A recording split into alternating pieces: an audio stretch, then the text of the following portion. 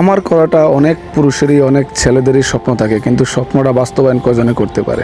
আমিও তাদের মধ্যে একজন। এই স্বপ্ন লালন করতেছি বিগত অনেক বছর যাবত, কিন্তু স্বপ্নটা বাস্তবায়ন করাটাই হচ্ছিল না। মহান রবের দরবারে লাখো কোটি শুকরিয়া, আল্লাহর অশেষ রহমতে খামারের কাজটা ধরতে পারছি। খামারের কাজটা ধরছি তাতে কি হয়েছে, কিন্তু খামারের কাজটা শেষে করতে পারতেছি না। আসসালামু আলাইকুম, welcome back another blog video. Albaraka এগ্রোতে আপনার সকলকে স্বাগতম। সকলে জানেন আলবারাকা এগ্রোর কাজ চলতেছে, কিন্তু আলবারাকা এগ্রোর কাজটা সম্পূর্ণ করতেই পারছি না।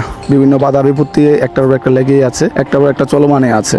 আলবারাকা এগ্রোর কাজ, প্রথম শেডের কাজ শেষ করা আমার পক্ষে সম্ভব হয়ে উঠতেছে না। মিস্ত্রির বিড়ম্বনার কারণে আমি দিনের পর দিন অপেক্ষা করতেছি, কিন্তু কোনো কারণে আপনি মিস্ত্রির শিডিউল পাচ্ছি না। একদিন, 2 দিন, 3 দিন করে আস্তে আস্তে প্রায় 15-20 দিন হয়ে যায়, মিস্ত্রি আসে না। এই টিনের মিস্ত্রি, কদিন পরে আবার রাজমিস্ত্রি, তাদের বিড়ম্বনায় আমার অবস্থা খারাপ। খামারের কাজ শেষে করতে পারতেছি না। যাই হোক, অবশেষে টিনের চালের কাজটা শেষ করেছি। এরপরে এখন যেহেতু বর্ষাকাল, কালবৈশাখী ঝড়ের প্রভাব, সেই জন্য রাজমিস্ত্রি না আসলে নাই হবে। রাজমিস্ত্রি না আসলে আমার টিনের চাল যে কোনো মুহূর্তে উড়ে যেতে পারে, কারণ খুবই মজবুত নয়। সাইডের পিলার গুলা বা সাইডের ওয়াল গুলা না গেতলে যে কোনো মুহূর্তে আমাদের চালগুলা উড়ে যেতে পারে। সেই জন্য মিস্ত্রির শিডিউল নেওয়ার জন্য ঘুরতেছিলাম। অবশেষে মিস্ত্রি আসছে। মিস্ত্রি এসে একদিন কাজ করে গেছে, এরপরে আর কোনো খবর নাই। আপনারা দেখতে পাচ্ছেন আলবারাকা এগ্রোর সাইডের যে ওয়াল গুলো আছে, যে 3 ফিট আর 4 ফিট। আমি দক্ষিণে 3 ফিট আর পূর্বে 3 ফিট, উত্তরে আর পশ্চিমে 4 ফিট করে ওয়াল দিয়েছি। এই ওয়াল গুলা গাঁথতে 3 জন মিস্ত্রির মোটামুটি একদিনের রোজ গিয়েছে আমার, কিন্তু তারপরও আমার ফ্লোর এবং কি চারির কাজ সম্পূর্ণ বাকি আছে, এবং কি হালকা কিছু ওয়ালের ইটের গাঁথারও বাকি আছে। মিস্ত্রির শিডিউল নাই বিদায় এই কাজগুলো সম্পূর্ণ করতে পারছি না। সামনে আবার ঈদ, এর পাশাপাশি আমাদের এলাকায় এখন ধান কাটার ধুম চলতেছে। ধান কাটার জন্য সকল মিস্ত্রি ব্যস্ত, তাই তারা আসতে পারতেছে না। যে কোনো মিস্ত্রি হোক, মিস্ত্রি আসে একদিনে কাজ করে গিয়েছে। কাজটা আলহামদুলিল্লাহ খুবই ভালো এবং সুন্দর হয়েছে। আপনারা দেখতে পাচ্ছেন চারিদিকে ওয়ালগুলার কাজ সম্পূর্ণ হয়েছে। বিশেষ করে তাদের কাজটা খুবই দারুণ হয়েছে। আমার যে 6টা গরুর জন্য সেট করছে, সকলে অবগত আছেন। 6টা গরুর জন্য আমার মোট 24 ফিট দৈর্ঘ্য এবং কি আপনার 10-10.5 ফিট প্রস্থ জায়গা রাখে। এই জায়গার মাটি ভরাট করা বাকি আছে। মাটি ভরাট করার পরে আমি দেন ফ্লোর ঢালাইয়ের কাজ করতে পারবো। ফ্লোর ঢালাই না করলে চারির কাজ করতে পারবো না। এখন মাটির সংকটে আছে, যেহেতু বর্ষাকাল, মাটি নিয়ে খুবই বিপদ। আগে এনে রাখার দরকার ছিল, কিন্তু আসলে ব্যস্ততার কারণে, যেহেতু আমি ঢাকা থাকি, চাকরি করি, সেহেতু এটা আনা হয় নাই। তো এখন মাটি আনতে হবে, এনে ফ্লোরটা ভরাট করে দেন ফ্লোর ঢালাই করতে হবে, চারির কাজ করতে হবে। এখন পর্যন্ত মিস্ত্রির কাজ এতটুকুই সমাপ্ত রাখছি, যেহেতু ওদের শিডিউলে পাচ্ছি না, তাই আর বাড়াবাড়ি করছি না। আমার ছেলে এখন ছোট্ট খামারি। আমার স্বপ্ন যদি কোনোদিন খামারটা বড় করতে পারি, আমার ছেলে যাতে অন্য কারোর গোলামি করতে না হয়, সেই জন্য খামারের কাজটা করা। আমার ছেলে আলহামদুলিল্লাহ সে এসে ঘুরে ঘুরে দেখতেছে, আনন্দ ফুর্তি করতেছে। আপনারা যারা অবগত আছেন দেখেন আমার খামারে এই পর্যন্ত কত টাকা খরচ হলো, কি আসল বিষয়, সবগুলোই আমি আপনাদের মাঝে তুলে ধরার চেষ্টা করছি এবং কি তুলে ধরবো ইনশাআল্লাহ। এখন পর্যন্ত আমার টোটালি 1,20,000 টাকা খরচ হয়েছে এই পর্যন্ত।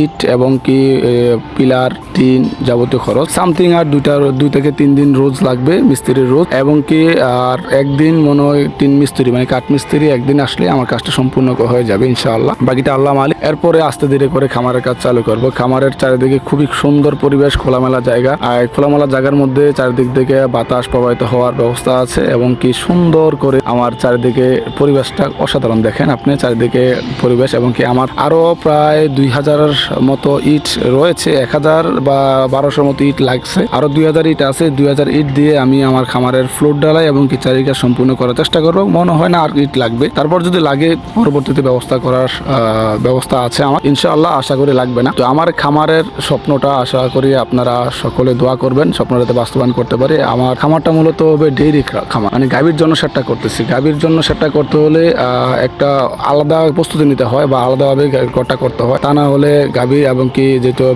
আছে এই গাভীগুলা ভালো করে থাকতে পারবে না। যেহেতু গাভীর সেট করলে অবশ্যই গাভীগুলো আমার হবে ফিজিয়ান গাভী। তো ফিজিয়ান গাভীর জন্য আলাদা পরিবেশ সৃষ্টি করতে হয়, আলাদা পরিবেশ রাখতে হয়। সেই কথা মাথায় রেখে আলাদাভাবে আমার খামারটা ব্যবস্থাপনা করা। খুবই সুন্দর এবং দারুণ মনোমুগ্ধকর পরিবেশে আমার খামারটা করা। আমার স্বপ্নের জায়গা, আমার স্বপ্নের খামার, এতটুকু পর্যন্ত আসতে পেরেছি। আপনারা সবাই পরামর্শ দিবেন কিভাবে করলে কি হয় বা কি করতে পারি। আসলে আমি নতুন, নিজের অভিজ্ঞতা যতটুকু আছে এই অভিজ্ঞতা ব্যবহার করে কাজটা সম্পূর্ণ করার চেষ্টা করতেছি। এতে অনেক ভুল ভ্রান্তি অনেক কিছু হবে, সেটা আসলে এগুলো জাস্টিফাই করে পরবর্তী যে সেটগুলো করবো, ওই সেটগুলো ওই মাফিক করার চেষ্টা করবো। আলবারাকা এগ্রোর কাজ সম্পূর্ণ হলে ইনশাল্লাহ আমি A to Z আপনাদেরকে জানিয়ে দেবো যে এই পর্যন্ত আমার কত টাকা বা কত কিভাবে কি করা হলো সব কিছু টোটালি আপনার সাথে তুলে ধরার চেষ্টা করবো।